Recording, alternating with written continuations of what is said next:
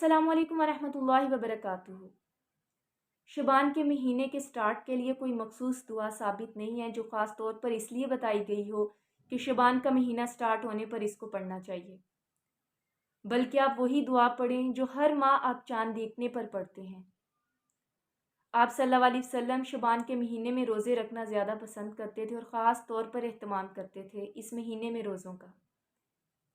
آپ صلی اللہ علیہ وسلم نے نصف شبان کے بعد روزے رکھنے سے منع کیا ہے، خاص طور پر ان لوگوں کو جو نفلی روزوں کے عادی نہیں ہوتے، کیونکہ اس مہینے میں جو روزے رکھے جاتے ہیں وہ دراصل رمضان کی تیاری ہے۔ انسان خود کو رمضان کے لیے تیار کرتا ہے، تو وہ لوگ جو نفلی روزوں کے عادی نہیں ہیں، جو وہ پورا شبان کا مہینہ روزے رکھیں گے تو ان میں وہ طاقت نہیں رہے گی کہ وہ اپنے رمضان کے فرض روزے پورے کر سکیں۔ حضرت اسامہ بن زید رضی اللہ تعالیٰ عنہ بیان کرتے ہیں کہ میں نے آپ صلی اللہ علیہ وسلم سے دریافت کیا، اے اللہ کے رسول صلی اللہ علیہ وسلم، میں آپ کو کسی مہینے میں سوائے رمضان کے اتنے روزے رکھتے ہوئے نہیں دیکھتا جس قدر شبان کے مہینے میں رکھتے ہوئے دیکھتا ہوں۔ آپ صلی اللہ علیہ وسلم نے فرمایا کہ لوگ اس رجب اور رمضان کے درمیان والے مہینے کی فضیلت سے غافل ہیں، حالانکہ اس مہینے میں لوگوں کے اعمال اللہ سبحانہ و تعالیٰ کے سامنے پیش کیے جاتے ہیں، اور میری چاہت ہے کہ جب میرے اعمال اللہ سبحانہ و تعالیٰ کے سامنے پیش کیے جائیں تو میں روزے کی حالت میں ہوں۔ حضرت انس رضی اللہ تعالیٰ عنہ بیان کرتے ہیں کہ میں نے آپ صلی اللہ علیہ وسلم سے دریافت کیا کہ رمضان کے بعد کس مہینے میں روزے رکھنا سب سے زیادہ افضل ہے۔ آپ صلی اللہ علیہ وسلم نے فرمایا شبان کے مہینے میں، کیونکہ اس مہینے میں رکھے جانے والے روزے دراصل رمضان کی تیاری ہے۔ حضرت انس رضی اللہ تعالیٰ عنہ بیان کرتے ہیں کہ میں نے دوبارہ دریافت کیا کہ کس مہینے میں صدقہ کرنا سب سے زیادہ افضل ہے۔ آپ صلی اللہ علیہ وسلم نے فرمایا رمضان کے مہینے میں۔ 15 شبان، جس کو ہم شب برات بھی کہتے ہیں،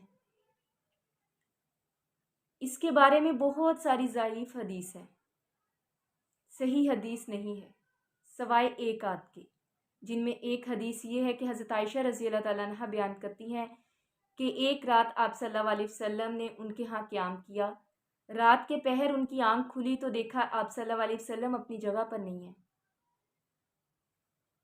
پتہ چلانے پر پتہ چلا کہ آپ صلی اللہ علیہ وسلم جنت البقیع میں ہیں اور اللہ تعالیٰ سے اپنے لیے دعائے خیر کر رہے ہیں اور وہاں پہ دفن لوگوں کے لیے مغفرت کی دعا کر رہے ہیں۔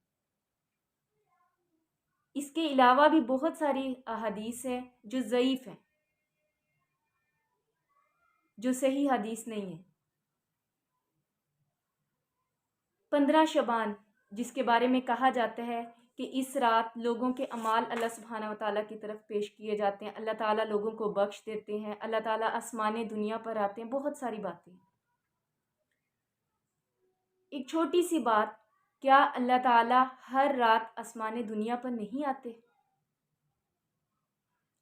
کیا اللہ تعالیٰ ہر رات اپنے بندوں کو یہ نہیں کہتے کہ کوئی ہے جو مجھ سے مانگے اور میں اس کو عطا کر دوں؟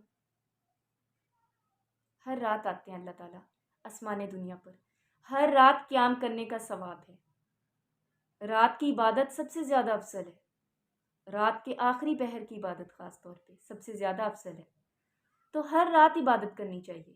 ہر رات اللہ سبحانہ و تعالیٰ آسمان دنیا پر آتے ہیں۔ کسی ایک دن کو خاص کر کے اس دن صرف عبادت نہیں کرنی چاہیے، ایسا کہیں سے ثابت نہیں ہے۔ آپ کہیں سے بتا دیں کہ یہاں پہ لکھا ہے یا اس صحابی نے کیا یا آپ صلی اللہ علیہ وسلم نے خاص اہتمام کیا اس رات عبادت کا۔ شبان کی فضیلت ہے، بہت فضیلت ہے، لیکن کچھ چیزیں ایسی ہیں جو ہم نے خود پہ مسلط کر لی ہیں، جو ہم نے خود سے ایجاد کر لی ہیں۔ اکثر لوگوں کو اگر کسی چیز سے منع کیا جائے تو ان کا یہ جواب ہوتا ہے کہ ہم کوئی گناہ کا کام تو نہیں کر رہے، نیکی کا کام ہی کر رہے ہیں نا۔ تو یاد رکھیں، بدعت گناہ پر نہیں ہوتی، بدعت نیکی پر ہوتی ہے۔ ایسا نیکی کا کام، ایسی عبادت جو دین سے ثابت نہیں ہے، جو آپ صلی اللہ علیہ وسلم سے ثابت نہیں ہے، لیکن آپ ثواب کی نیت سے کر رہے ہیں، ایسی عبادت، ایسا نیک عمل جو آپ کر رہے ہیں لیکن دین سے ثابت نہیں ہے، وہ بدعت ہے۔ ہر بدعت گمراہی کی طرف لے کے جاتی ہے اور ہر گمراہی جہنم میں لے کے جاتی ہے۔ کچھ چیزیں ایسی ہیں جو ہم نے خود کو مصیبت میں ڈالنے کے لیے خود پہ مسلط کر لی ہیں، کچھ چیزیں ایسی ہیں جو ہم نے دوسروں سے انسپائر ہو کر ایکسیپٹ کر لی ہیں، جس طرح ہم نے 12 ربیع الاول کا میلاد منانا۔ آج سے بہت سال پہلے آپ پیچھے چلے جائیں، کیا یہ میلاد منایا جاتا تھا؟ نہیں منایا جاتا تھا۔ زیادہ سے زیادہ کیا ہونا شروع ہو گیا کہ اس دن درود شریف پڑھنا شروع ہو گئے، لوگ قرآن پڑھنا شروع ہو گئے، نعتیں پڑھنا شروع ہو گئے۔ پھر آہستہ آہستہ جیسے جیسے ہم لوگ ترقی کرتے گئے، ہم لوگوں نے عیسائیوں کو دیکھنا شروع کر دیا، ان سے انسپائر ہونا شروع کر دیا۔ تو ہم نے کیا کیا؟ عیسائی اپنے نبی کا جنم دن مناتے ہیں، ہم نے منانا شروع کر دیا، جبکہ کسی صحابی نے 12 ربیع الاول کا میلاد نہیں منایا، کہیں ثابت نہیں۔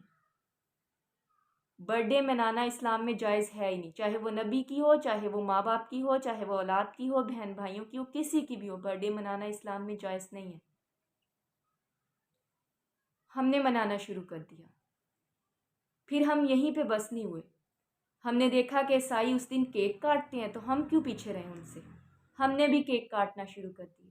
ہم نے دیکھا کہ عیسائی اس دن کو عید کہتے ہیں، ہم کیوں پیچھے رہیں؟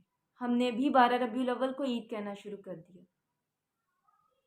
سیم اسی طرح شب برات، ہمارے بڑے کن کے ساتھ رہتے تھے؟ ہندوؤں کے ساتھ۔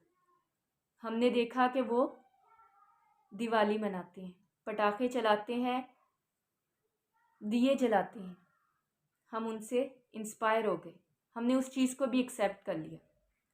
ہم نے شب برات کے نام پر پٹاخے چلانا شروع کر دیے، دیے جلانا شروع کر دیے۔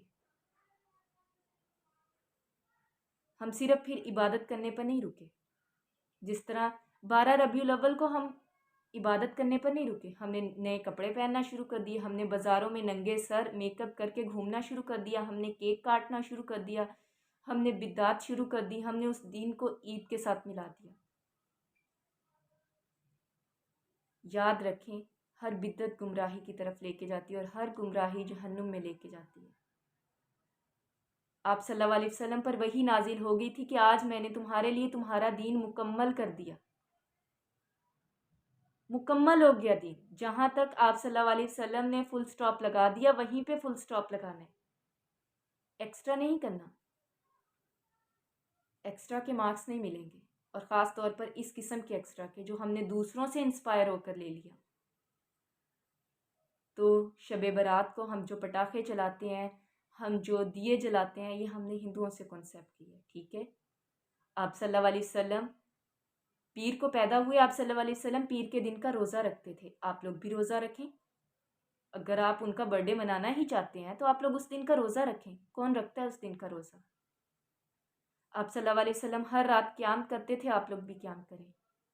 آپ صلی اللہ علیہ وسلم ہر مہینے 13، 14، 15 کا روزہ رکھتے تھے، آپ لوگ بھی رکھیں۔ اسی طرح آپ صلی اللہ علیہ وسلم شعبان کے مہینے میں روزے رکھتے تھے، آپ لوگ بھی رکھیں۔ کتنے لوگ ہیں جو شعبان کے مہینے میں روزوں کا اہتمام کرتے ہیں؟ بہت کم، اور تعداد ان لوگوں کی زیادہ ہے جو 15 شعبان کو پٹاخے چلائیں گے، ساری رات عبادت کریں گے، معافیاں ایک دوسرے کو بھیجیں گے۔